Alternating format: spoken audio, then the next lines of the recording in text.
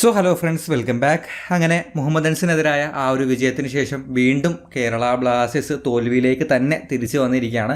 Jamshedpur F സിക്കെതിരെ ഒരൊറ്റ ഗോളിനാണ് Blasters ഈ ഒരു മാച്ച് പരാജയപ്പെട്ടുള്ളത്. കോച്ചിനെ മാറ്റി പുതിയൊരു ഇൻട്രീം ഹെഡ് കോച്ചിൻ്റെ കീഴിൽ കേരള ബ്ലാസ്റ്റേഴ്സ് കളിക്കുന്നു എന്നത് മാറ്റി നിർത്തി കഴിഞ്ഞാൽ മുൻപ് ബ്ലാസ്റ്റേഴ്സിനുണ്ടായിരുന്ന പ്രശ്നങ്ങൾ തന്നെയാണ് ഇപ്പോഴും കണ്ടുകൊണ്ടിരിക്കുന്നത്. അതേസമയം കഴിഞ്ഞ മാച്ചിൽ നമ്മൾ കണ്ട ആ ഒരു ടീം ഗെയിമും അവിടെ ടീമിനുണ്ടായിരുന്ന കുറച്ച് ഡിഫറൻസും ഈ മാച്ചിലേക്ക് വന്നപ്പോൾ അതുകൂടി നഷ്ടപ്പെട്ടിട്ടുണ്ട്. ആൻഡ് സ്റ്റിൽ നമ്മൾ വീണ്ടും ആ ഗോള് വഴങ്ങി തോക്കുന്നത് നമ്മൾ തന്നെ ഓപ്പൺ ടീമിന് കൊടുക്കുന്ന ഒരു ചാൻസ്, ആ ചാൻസ് അവർ മുതലാക്കിയിട്ടാണ് ഈ മാച്ചിലും നമ്മൾ തോറ്റിട്ടുള്ളത്. സോ കാര്യങ്ങൾ വളരെ ക്ലിയർ ആണ്. സോ ഈ സീസണിലെ പ്രശ്നങ്ങൾക്കുള്ളൊരു സൊല്യൂഷൻ കോച്ചിനെ മാറ്റിയിട്ടും കോച്ചിനെ പുറത്താക്കിയിട്ടും ആ സൊല്യൂഷനിലേക്ക് എത്താൻ കേരള ബ്ലാസ്റ്റേഴ്സിന് ഇപ്പോഴും സാധിച്ചിട്ടില്ല. രണ്ട് ഹാഫിലായിട്ട് വളരെ നല്ല രീതിയിലാണ് ടീം ഗെയിം സ്റ്റാർട്ട് ചെയ്യുന്നത്. ആദ്യത്തെ ഹാഫിലെ 15 മിനിറ്റ് എടുത്ത് നോക്കുകയാണെങ്കിലും രണ്ടാമത്തെ ഹാഫിലെ 15 മിനിറ്റ് എടുത്ത് നോക്കുകയാണെങ്കിലും അവിടെ ഷോട്ട് ഓൺ ടാർഗറ്റ്, അതുപോലെ തന്നെ ഓപ്പൺ തേർഡിലേക്കുള്ള എൻട്രീസ്, ബോക്സിനകത്തുള്ള എൻട്രീസ്, ഈ പറഞ്ഞ കണക്കുകളിലെല്ലാം കേരള ബ്ലാസ്റ്റേഴ്സ് തന്നെയാണ് മുന്നിൽ. പക്ഷേ ആ സ്റ്റാർട്ട് പിന്നീട് പതിയെ നമുക്ക് കൈമോശം വന്ന് ഓപ്പൺ ടീം പതിയെ തിരിച്ചു വന്ന് അവർ കുറച്ചധികം അറ്റാക്ക് ചെയ്യുന്നു. അല്ലെങ്കിൽ സെക്കൻഡ് ഹാഫിൽ നമ്മൾ കണ്ടത് അങ്ങോട്ടേക്ക് കണ്ടിന്യൂസ് ആയിട്ട് നമ്മൾ അറ്റാക്ക് ചെയ്യുന്നുണ്ട്, പക്ഷെ അവിടെ ഗോളൊന്നും നേടാൻ പറ്റുന്നില്ല. അതേസമയം ഇങ്ങോട്ടേക്ക് ഒരു അറ്റാക്ക് വരുന്നു, ഇങ്ങോട്ടേക്ക് ഒരു കോർണർ വരുന്നു. ആ സെറ്റ് പീസിൽ നമ്മൾ ഓപ്പണന്റിന് ഒരു പിഴവ് വരുത്തി കൊടുക്കുന്നു, അത് അവർ യൂട്ടിലൈസ് ചെയ്ത് ഗോൾ അടിക്കുന്നു. പിന്നീട് ആ ഗോൾ തിരിച്ചടിക്കാനുള്ള ഒരു ശ്രമങ്ങൾ ഇങ്ങനെ കണ്ടിന്യൂസ് ആയിട്ട് ചെയ്തുകൊണ്ടിരിക്കുന്നു. പക്ഷേ ഗോൾ കണ്ടെത്താൻ പറ്റുന്നില്ല. നമ്മൾ ആ ഒരു മാച്ച് 1-0 തന്നെ വീണ്ടും നോക്കുന്നു. ആൻഡ് ഇവിടെ സ്റ്റാറെ മാറ്റിയതിന് ശേഷം കേരള ബ്ലാസ്റ്റേഴ്സിന് വന്നിട്ടുള്ള ഒരു ചെറിയ ഡിഫറൻസ് ആയിട്ട് തോന്നിയത് കുറച്ച് കൺട്രോൾഡ് ആയിട്ട് കളിക്കുന്നുണ്ട് എന്നുള്ളതാണ്. അതായത് നമ്മൾ സ്റ്റാറുടെ കീഴിലേക്ക് വരുമ്പോൾ അവിടെ ഒരു ഓൾ ഔട്ട് അറ്റാക്കിലേക്കും അല്ലെങ്കിൽ പ്ലേയേഴ്സിന്റെ മിസ്പ്ലേസ്ഡ് ആയിട്ടുള്ള പൊസിഷൻസും ഹൈലൈൻ കളിക്കുമ്പോൾ ഉണ്ടാകുന്ന പ്രശ്നങ്ങളൊക്കെ നിരന്തരമായിട്ട് കണ്ട് നമ്മൾ ഒരുപാട് ഗോളുകൾ കൺസിഡർ ചെയ്യുന്നുണ്ടായിരുന്നു. പക്ഷേ കഴിഞ്ഞ 2 മാച്ചുകളായിട്ട് ഗോളുകൾ കൺസിഡർ എന്ന കാര്യത്തിൽ ഒരു കുറവ് വന്നിട്ടുണ്ട്. കഴിഞ്ഞ മാച്ചിൽ നമ്മൾ ജയിച്ചു, ക്ലീൻ ഷീറ്റ് കിട്ടി. ഈ മാച്ചിൽ ഒരു ഗോൾ മാത്രമാണ് നമ്മൾ കൺസിഡർ ചെയ്തത്. അതും ഈ പറഞ്ഞ പോലെ നമ്മുടെ ഒരു പിഴവിൽ നിന്ന് ഓപ്പണന്റിന് കിട്ടിയ ഒരു ചാൻസ് കൂടിയാണ്. സോ ആ ഒരു കാര്യം മാറ്റിയെടുത്ത് കഴിഞ്ഞാൽ നമ്മൾ ഗോൾ വഴങ്ങുന്നത് കുറച്ചിട്ടുണ്ട്. അതുപോലെ തന്നെ ഓൾ ഔട്ട് അറ്റാക്കിലേക്ക് പോകുന്നതോ അല്ലെങ്കിൽ അവിടെ ഉണ്ടാവുന്ന മിസ്പ്ലേസ്മെന്റോ ഹൈലൈനിന്റെ പ്രശ്നങ്ങളോ അങ്ങനെയുള്ള പ്രശ്നങ്ങളൊക്കെ കുറവ് കാണുന്നു എന്നത് മാറ്റിയെടുത്ത് കഴിഞ്ഞാൽ ബ്ലാസ്റ്റേഴ്സിന് സ്ഥിരം ഉണ്ടാവുന്ന പ്രശ്നങ്ങൾ, സ്ഥിരം ബ്ലാസ്റ്റേഴ്സ് ഫേസ് ചെയ്തുകൊണ്ടിരിക്കുന്ന ആ ഒരു പ്രശ്നങ്ങൾ തന്നെയാണ് ഇവിടെയും വെല്ലുവിളിയായിട്ട് വരുന്നത്. അതിൽ ഏറ്റവും അധികം ഇമ്പോർട്ടൻ്റ് ആയിട്ട് പറയേണ്ടത് നോവയെ ഫോക്കസ് ചെയ്ത് അല്ലെങ്കിൽ നോവയിലൂടെ തന്നെ കൊണ്ടുവരാൻ ശ്രമിക്കുന്ന മുന്നേറ്റങ്ങൾ, ആ ഒരു type of cliche game style അല്ലെങ്കിൽ ടിപ്പിക്കൽ പ്രെഡിക്റ്റബിൾ ഗെയിം സ്റ്റൈലിലേക്ക് ബ്ലാസ്റ്റേഴ്സ് മാറുന്നു എന്നുള്ളതാണ്. ആൻഡ് ഇവിടെ ഒരുവിധപ്പെട്ട ആൾക്കാരൊക്കെ നോവയെ കുറ്റം പറഞ്ഞ് തുടങ്ങിയിട്ടുണ്ട്. അദ്ദേഹത്തിൻ്റെ ഡ്രിബ്ലിംഗ് എബിലിറ്റി അല്ലെങ്കിൽ അദ്ദേഹത്തിൻ്റെ അതിന് പന്ത് കിട്ടുമ്പോൾ സെൽഫിഷായി പോകുന്നതും അതുപോലുള്ള പ്രശ്നങ്ങളൊക്കെ നമുക്ക് വരുന്നുണ്ട്. FC ഗോവയ്ക്കെതിരായ മാച്ചിന് ശേഷമാണ് ഇത് കൂടുതലായിട്ട് നമ്മൾ കണ്ടു തുടങ്ങുന്നത്. കഴിഞ്ഞ മാച്ചിൽ കുറച്ചൊരു ആശ്വാസം ഉണ്ടായിരുന്നു. പക്ഷേ ഈ മാച്ചിൽ വീണ്ടും നോവ ഏറ്റവും അവസാനം മാച്ചിന് ശേഷം ഒരു സ്റ്റാറ്റ് അദ്ദേഹത്തെ പറ്റി കാണിക്കുന്നുണ്ട്. അതിൽ 7 ഡ്രിബിൾസിന് ട്രൈ ചെയ്തതിൽ 7 ഫെയിലാണ്. 21 തവണ അദ്ദേഹത്തിൻ്റെ കാലുകളിൽ നിന്നും പൊസിഷൻ നമുക്ക് നഷ്ടപ്പെട്ടിട്ടുണ്ട്. സോ അങ്ങോട്ട് പോകുന്നൊരു അറ്റാക്ക് അത് 21 തവണയാണ് ബ്ലാസ്റ്റേഴ്സിന് പന്ത് നഷ്ടപ്പെട്ട് ഇങ്ങോട്ടേക്ക് വരുന്നൊരു സിറ്റുവേഷൻ ഉണ്ടായിട്ടുള്ളത്. സോ ഈ കണക്കുകൾ വെച്ചിട്ട് നമുക്ക് ഇവിടെ നോവയാണ് കുറ്റക്കാരൻ, നോവയുടേതാണ് പ്രശ്നം എന്ന് നമുക്ക് പറയാൻ പറ്റും. പക്ഷേ എനിക്ക് ഒരു ഫസ്റ്റ് ഇംപ്രഷനിൽ അല്ലെങ്കിൽ ആ ഒരു മാച്ച്, ഈ ഒരു മാച്ച് ഒറ്റ നോട്ടത്തിൽ കണ്ടപ്പോൾ എനിക്ക് ഫീൽ ചെയ്തൊരു കാര്യം, ഇവിടെ ഈ പറഞ്ഞ രീതിയിൽ നോവ എന്ന് പറയുന്ന പ്ലെയർ ഒരു ഇമ്പോർട്ടൻറ്റ് പ്ലെയർ ആണ്. അദ്ദേഹത്തിന് ഒരു ടാർഗറ്റ് മാൻ ആക്കിയിട്ട് അല്ലെങ്കിൽ അദ്ദേഹത്തിലേക്ക് പന്തുകൾ എത്തിക്കാനുള്ള ശ്രമങ്ങൾ ഗെയിം സ്റ്റൈലിൽ 2 കോച്ചുമാർ, ഇപ്പോൾ സ്റ്റാറെ ആണെങ്കിലും ഇപ്പോൾ നമ്മുടെ ടീമിനെ പരിശീലിപ്പിക്കുന്ന കോച്ചാണെങ്കിലും ശ്രമിക്കുന്നുണ്ട്. ആൻഡ് ഈ ഒരു ടൈപ്പ് ഓഫ് ഗെയിം സ്റ്റൈലിൻ്റെ കൂടെ നോവ സ്ട്രഗിൾ ചെയ്യുന്നത് കൂടി ആകുമ്പോൾ അവിടെ നല്ല രീതിക്ക് നോവയിൽ നിന്നുള്ള മിസ്സുകൾ വരുന്നുണ്ട്. ഈ കണക്കുകൾ സൂചിപ്പിക്കുന്നത് പോലെ തന്നെ അതിലേക്ക് പന്ത് എത്തുമ്പോൾ അദ്ദേഹം ഡ്രിബിൾ ചെയ്യാൻ ശ്രമിക്കുന്നതോ അല്ലെങ്കിൽ ഈ പറഞ്ഞ പോലെ പൊസിഷൻ അദ്ദേഹത്തിൻ്റെ കാലുകളിൽ നഷ്ടപ്പെടുന്നതോ പാസ് കൊടുക്കുന്ന സമയത്ത് അനാവശ്യ ഷോട്ടുകൾ എടുക്കുന്നതോ അത്തരത്തിലുള്ള സിറ്റുവേഷൻസിലേക്ക് നോവ എത്തിപ്പെടുന്നുണ്ട്. ആൻഡ് അതിന് കാരണം ഈ പറഞ്ഞ രീതിയിൽ നോവയിലേക്ക് മാത്രം ഫോക്കസ് ചെയ്ത് അറ്റാക്ക് ചെയ്യുന്നതാണ്. ഈ മാച്ചിൻ്റെ ആദ്യത്തെ ഹാഫിന് ശേഷവും രണ്ടാമത്തെ ഹാഫിന് ശേഷവും ബ്ലാസ്റ്റേഴ്സിൻ്റെ അറ്റാക്കിംഗ് സോൺ, ഏറ്റവും കൂടുതൽ അറ്റാക്ക് വന്നിട്ടുള്ള സോണുകൾ നമുക്ക് കാണാൻ സാധിക്കുന്നുണ്ട്. അവിടെ ഒരു വലിയ ശതമാനം മുന്നേറ്റങ്ങളും ഈ ലെഫ്റ്റ് സൈഡിനെ ഫോക്കസ് ചെയ്തുകൊണ്ട് മാത്രമാണ് മുന്നോട്ട് പോകുന്നത്. സോ അത് ഒരു പ്രശ്നം തന്നെയാണ്. ഇവിടെ നോവ എന്ന് പറയുന്ന പ്ലെയറിലേക്ക് നമ്മൾ ഒരു കാലത്ത് ലൂണയെ ആശ്രയിച്ചതുപോലെ ലൂണയിലേക്ക് നമ്മൾ എല്ലാ പന്തുകളും എത്തിച്ചിട്ട് ലൂണ ഈ പറഞ്ഞ പോലെ ലെഫ്റ്റിൽ ലോക്കായി പോകുന്ന അതേ പ്രശ്നത്തിലേക്കാണ് നോവ വെക്കൊണ്ടിരിക്കുന്നത്. നമ്മുടെ സെൻറ്റർ ബാക്സ് ആണെങ്കിലും നമ്മുടെ ഈ പറഞ്ഞ ഡിഫൻസീവ് മിഡ്, സെൻറ്റർ മിഡ് കളിക്കുന്ന പ്ലേയേഴ്സ് ആണെങ്കിലും ലൂണയാണെങ്കിലും നോവയിലേക്ക് പന്ത് എത്തിക്കാനാണ് അവരുടെ ഒരു ഫസ്റ്റ് പ്രയോറിറ്റി.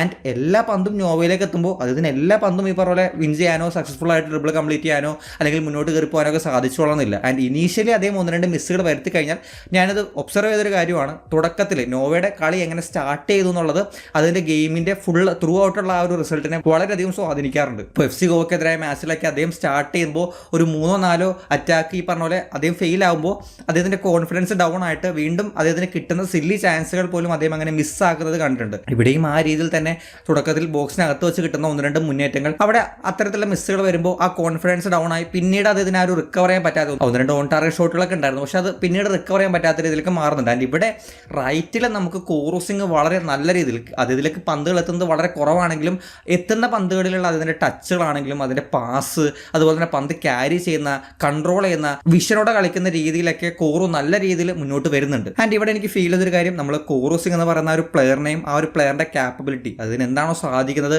അത് നമ്മൾ കാര്യമായ രീതിയിൽ കേരള ബ്ലാസ്റ്റേഴ്സിൻ്റെ നിലവിലുള്ള ഗെയിം സ്റ്റൈലിൽ യൂട്ടിലൈസ് ചെയ്യുന്നില്ല എന്നുള്ളതാണ്. അവിടെ കോറ് കുറച്ചുകൂടി ഇമ്പോർട്ടൻ്റ് ആയിട്ടുള്ള ഒരു പ്ലെയർ ആയിട്ടും പന്തുകൾ അദ്ദേഹത്തിലേക്ക് എത്തിക്കുന്ന രീതിയിലേക്കും വരുവാണെന്നുണ്ടെങ്കിൽ അവിടെ കുറച്ചുകൂടി നോവയ്ക്ക് ഒരു ബ്രീത്തിങ് സ്പേസും അവിടെ കുറച്ചുകൂടി നോവ ആ ഒരു ഫ്രീ ആവുന്ന രീതിയിലേക്കൊക്കെ വരുന്നതാണ്. ആൻഡ് അല്ലാത്ത പക്ഷം എനിക്കിവിടെ ഫീൽ ചെയ്ത മറ്റൊരു കാര്യം, നമ്മൾ സ്റ്റാറുടെ ലാസ്റ്റ് മാച്ച് എടുത്ത് നോക്കുകയാണെങ്കിൽ മോഹൻ ബഗാനെതിരെ അവിടെ നോവ സൈഫ് നവോച്ച എന്ന് പറയുന്ന ഒരു ലെഫ്റ്റ് ബാക്ക് ഉണ്ടെന്നിരിക്കെ 5 മെൻ ബാക്ക് ലൈനിൽ സൈഫിനെ ഉപയോഗിച്ചൊരു രീതിയുണ്ട്. നോവയ്ക്ക് ഒരു എക്സ്ട്രാ സപ്പോർട്ട് കിട്ടുന്ന രീതിയിലും നോവയ്ക്ക് ഫ്രീ ആയിട്ട് ഇൻസൈഡിലേക്കും ഔട്ട് സൈഡിലേക്കും പോകാൻ പറ്റുന്ന രീതിയിൽ സൈഫിനെ യൂസ് ചെയ്ത് അവിടെ ഒരു എക്സ്ട്രാ പ്ലെയറിനെ ഡിഫെൻസീവ്ലി ആണെങ്കിലും സൈഫ് കൊടുക്കുന്ന ഒരു എക്സ്ട്രാ കവറൊക്കെ ഉണ്ടായിരുന്നു. ആ മാച്ച് ഒരു പക്ഷേ ബ്ലാസ്റ്റേഴ്സിന് ഒരു സമനിലയെങ്കിലും കിട്ടിയിരുന്നെങ്കിൽ എനിക്ക് ഷുവറാണ് ഈ സ്റ്റാഗറെ പിന്നീടുള്ള മാച്ചുകളിലെല്ലാം ആ ഫോർമേഷൻ ആ രീതിയിലുള്ള ഒരു ടാക്ടിക്സ് അല്ലെങ്കിൽ ആ രീതിയിലുള്ള ഗെയിംസിൽ കണ്ടിന്യൂ ചെയ്ത് പോകുന്നതിന് അവിടെ നോവയ്ക്ക് സപ്പോർട്ടും കിട്ടുന്നുണ്ട്, നോവയ്ക്ക് ഡിഫൻസീവ് റെസ്പോൺസിബിലിറ്റി അധികം വരുന്നില്ല. ഈ പറഞ്ഞ പോലെ ഓവർലോഡായിട്ട് നോവ പലപ്പോഴും ഒരു 2-1 സിറ്റുവേഷൻസിലേക്ക് വരുന്നതൊക്കെ പല സമയത്തും കുറയുന്നതൊക്കെ നമ്മൾ ആ മാച്ചിൽ കണ്ടിരുന്നു. പക്ഷേ അൺഫോർച്ചുനേറ്റ്ലി ആ മാച്ചിന് ശേഷം നമ്മൾ സ്റ്റാറയോ അല്ലെങ്കിൽ ആ ടൈപ്പ് ഓഫ് ഫോർമേഷനോ നമ്മൾ കണ്ടിട്ടില്ല. സോ ഇവിടെ നമ്മൾ കോറൂസിംഗിലേക്ക് അധികം ഉത്തരവാദിത്തം കൊടുക്കുന്നില്ല എന്നാണെങ്കിൽ ഇപ്പുറത്ത് നോവയ്ക്ക് കുറച്ചുകൂടി ഒരു കംഫർട്ടബിൾ ആയിട്ട് കളിക്കാൻ പറ്റുന്ന, കുറച്ചുകൂടി ഫ്രീ സ്പേസിലേക്ക് എത്താൻ പറ്റുന്ന, അതിന് ഒരു സപ്പോർട്ട് ആ ഒരു ലെഫ്റ്റ് സൈഡിൽ കുറച്ചുകൂടി നല്ലൊരു സപ്പോർട്ട് ലെഫ്റ്റ് ബാക്കിൻ്റെ രൂപത്തിലോ അല്ലെങ്കിൽ ഈ പറഞ്ഞ എക്സ്ട്രാ പ്ലെയറിനെ പ്ലേസ് ചെയ്തോ കൊണ്ടുവരികയാണെന്നുണ്ടെങ്കിൽ അവിടെ കുറച്ചുകൂടി നോവയ്ക്ക് അതിൻ്റെ ആ ഒരു തനത് ശൈലിയിൽ ഈ പറഞ്ഞ ഡ്രിബിൾ ചെയ്തും ആ ഒരു പാസിംഗ് കളിച്ചു അങ്ങനെയുള്ള പെർഫോമൻസിലേക്ക് പോകാൻ പറ്റും. പക്ഷേ ഇവിടെ മെജോറിറ്റി സമയത്തും നോവയ്ക്ക് 2 ഓപ്ഷൻസ് ഉള്ളതുപോലെയാണ് ഫീൽ ചെയ്യുന്നത്. ഒന്ന് എക്സ്ട്രീം വൈഡിൽ നിൽക്കുകയാണെന്നുണ്ടെങ്കിൽ അവിടെ നിന്നൊരു ക്രോസ് എങ്ങനെയെങ്കിലും അകത്തേക്ക് കൊടുക്കാൻ ശ്രമിക്കുക. അത് പല സമയത്തും കൃത്യമായ രീതിയിലുള്ള ക്രോസ് ആയിരിക്കണമെന്നില്ല, പല സമയത്തും അത് ബ്ലൈൻഡഡ് ക്രോസറായിട്ട് മാറുന്നത് നമ്മൾ കാണുന്നുണ്ട്. ആൻഡ് അല്ലാത്ത സമയത്ത് ബോക്സിനകത്ത് വെച്ചിട്ടുള്ള പൊസിഷൻസിൽ കിട്ടുകയാണെന്നുണ്ടെങ്കിൽ അവിടെ അതിൻ്റെ ഒരു എയിം എന്ന് പറയുന്നത് ഷോട്ട് എടുക്കലാണ്. ആ ഷോട്ട് എടുക്കാൻ വേണ്ടി ഈ പറഞ്ഞ പോലെ പ്ലേയേഴ്സിനെ ഡ്രിബിൾ ചെയ്ത് പാസ് ചെയ്ത് ഒരു കംഫർട്ടബിൾ പോസ്റ്റിലേക്ക് എത്താനുള്ള ശ്രമങ്ങളാണ് അദ്ദേഹം ചെയ്തുകൊണ്ടിരിക്കുന്നത്. അങ്ങനെ ചെയ്യാൻ ശ്രമിക്കുമ്പോൾ അത് മിക്ക സമയത്തും പരാജയപ്പെടുന്നതാണ് ലേറ്റസ്റ്റ് ആയുള്ള മാച്ചുകൾ നമ്മൾ കണ്ടുകൊണ്ടിരിക്കുന്നത്. സോ ഇവിടെ നോവ എന്ന് പറയുന്ന പ്ലെയറിൻ്റെ എബിലിറ്റി അല്ലെങ്കിൽ നോവ എന്ന് പറയുന്ന പ്ലെയറിനെ യൂസ് ചെയ്യേണ്ട ഒരു രീതിയിലല്ല നിലവിൽ കേരള ബ്ലാസ്റ്റേഴ്സ് യൂസ് ചെയ്തുകൊണ്ടിരിക്കുന്നത്. അതുകൊണ്ട് തന്നെ ആ പറഞ്ഞൊരു എക്സ്ട്രാ ലോഡ് അതിന് വരുമ്പോൾ അല്ലെങ്കിൽ എല്ലാ പന്തുകളും നോവയിലേക്ക് വരുമ്പോൾ അവിടെ നോവയ്ക്ക് ഒരു ഒറ്റ സപ്പോർട്ട് പാസിങ്ങിനാണെങ്കിലും ഇൻ്റർചേഞ്ചിങ്ങിനാണെങ്കിലും പൊസിഷൻ മറ്റ് പ്ലേയേഴ്സിനെ ബിസി ആക്കുന്ന, മറ്റ് പ്ലേയേഴ്സിനെ അങ്ങോട്ടും ഇങ്ങോട്ടൊക്കെ മാറ്റുന്ന രീതിയിൽ പ്ലേയേഴ്സിൻ്റെ റൺസ് ഒന്നും ഫ്രണ്ടിൽ വരാത്തതും ഇദ്ദേഹത്തെ ലോക്കാക്കി എടുക്കുന്നുണ്ട്. ആൻഡ് ഇതിനൊപ്പം തന്നെ നോവയുടെ ഗെയിം സ്റ്റൈൽ കൂടി ആകുമ്പോൾ നോവ എന്ന് പറയുന്നത് കുറച്ചുകൂടി സെൽഫിഷ് ആയിട്ട് തന്നെ കളിക്കുന്ന അല്ലെങ്കിൽ അങ്ങനെ കളിച്ച് തന്നെ ഗോളുകൾ നേടാൻ ശ്രമിക്കുന്ന ഒരു പ്ലെയറാണ്. ആ സമയത്ത് ചിലപ്പോൾ ഷോട്ടിലേക്കുള്ള ഒരു ഉദ്ദേശം അദ്ദേഹം ഓൾറെഡി നിശ്ചയിച്ചിട്ടുണ്ടാവും. അങ്ങനെ വരുമ്പോൾ പാസിംഗ് ഓപ്ഷൻസ് അദ്ദേഹം കാണില്ല. അതിൻ്റെ ഗെയിം സ്റ്റൈലും ആ ഒരു ടീമിൻ്റെ ഗെയിം സ്റ്റൈലും സൂട്ടബിൾ ആകുമ്പോഴാണ് അതിൽ നിന്ന് കുറച്ചുകൂടി കൂടുതൽ നല്ല കോൺട്രിബ്യൂഷൻസ് വരും. സോ അവിടെ അതിന് ഷോട്ട് എടുക്കാനുള്ള ഓപ്പർച്യൂണിറ്റി ഉണ്ടാക്കി കൊടുക്കുക, ഡ്രിബിൾ ചെയ്യാൻ പറ്റുന്ന രീതിയിൽ പ്ലേയേഴ്സിനെ അങ്ങോട്ടും ഇങ്ങോട്ടും എൻഗേജിങ് ആക്കി എടുക്കുക, ഇതൊക്കെയാണ് ചെയ്യാൻ പറ്റുന്നത്. സോ അത് ബ്ലാസ്റ്റേഴ്സിൻ്റെ ഗെയിം സ്റ്റൈലിൽ നിലവിൽ ഇൻക്ലൂഡഡ് അല്ലാത്തതുകൊണ്ട് ഈ പറഞ്ഞ പോലെ നോവയിൽ നിന്ന് മിസ്സുകൾ വരുന്നുണ്ട്. അല്ലെങ്കിൽ ഈ പറഞ്ഞ പോലെ നോവ അതിൻ്റെ ആ ഒരു സ്റ്റൈൽ മാറ്റണം, ഈ പറഞ്ഞ പോലെ അതിൻ്റെ ആ ഒരു ഗെയിം സ്റ്റൈലിൽ കുറച്ച് ചേഞ്ചസ് കൊണ്ടുവന്ന് കുറച്ചുകൂടി ഒരു ഓർത്തഡോക്സ് വിങ്ങേഴ്സ് എന്ന രീതിയിൽ ആ ഒരു ഫസ്റ്റ് ടൈം പാസ് കൊടുക്കുന്ന ഗോൾ സ്കോറിങ്ങിലേക്ക് അധികം ശ്രദ്ധിക്കാതെ ഈ പറഞ്ഞ പോലെ പാസിങ്ങിലേക്കും ഫീഡ് ചെയ്യിക്കാനും കൂടുതൽ ഉദ്ദേശിക്കുന്ന രീതിയിലൊക്കെ കളി മാറ്റുകയാണെന്നുണ്ടെങ്കിലാണ് പിന്നെ ഇവിടെ ഒരു സൊല്യൂഷൻ ഉള്ളത്. സോ അതല്ലാത്ത പക്ഷം ഈ പറഞ്ഞ പോലെ നോവയുടെ ഗെയിം സ്റ്റൈൽ നമ്മുടെ ഗെയിം സ്റ്റൈലിൽ നിലവിൽ സ്യൂട്ടബിൾ ആവാത്ത രീതിയിലാണ് കാര്യങ്ങൾ പൊയ്ക്കൊണ്ടിരിക്കുന്നത്. ആൻഡ് ബാക്കി പ്രശ്നങ്ങളൊക്കെ അങ്ങനെ തന്നെ നമുക്കുണ്ട്. ഗോൾ കീപ്പറിൻ്റെ 1-2 മിസ്സുകൾ, സേവുകൾക്കൊപ്പം തന്നെ ഈ മാച്ചിൽ മിസ്സുകൾ വരുന്നുണ്ട്. ആൻഡ് ഡിഫൻഡേഴ്സ് അത്യാവശ്യം ഈ ഒരു മാച്ചിൽ മിലോസ് ആണെങ്കിൽ പ്രീതം കോട്ടലാണെങ്കിൽ കുറച്ച് നല്ല നല്ല മൊമെന്റ്സ് ഉണ്ടായിരുന്നു. അത് ഈ പറഞ്ഞ ഒരു ആശ്വാസമാണ്. പക്ഷേ സ്റ്റിൽ നമ്മുടെ ഒരു പിഴവ് കൊണ്ട് തന്നെയാണ് നമ്മൾ ആ ഒരു ഗോൾ കൺസിഡർ ചെയ്യുന്നത്. ഡിഫൻസീവ് മിഡ് സെൻട്രൽ മിഡ് പൊസിഷനിലുള്ള പ്ലേയേഴ്സിൻ്റെ ഫ്രണ്ടിലേക്കുള്ള പാസുകൾ നമ്മൾ ഈ മാച്ചിലും കാര്യമായിട്ട് കണ്ടിട്ടില്ല. രണ്ടുപേരും അങ്ങോട്ടും ഇങ്ങോട്ടും പാസ് കളിക്കുന്നു അല്ലെങ്കിൽ വിങ്ങിലേക്ക് പാസ് കൊടുക്കുന്നു. ഈ പറഞ്ഞൊരു പരിപാടിയാണ് നിലവിലും കണ്ടുകൊണ്ടിരിക്കുന്നത്. അവിടെ ഒരു ഡീപ് പ്ലേയിങ് പ്ലേ മേക്കർ എന്ന് പറയുന്ന ഒരു റോളിലേക്ക് ആരും വരുന്നില്ല.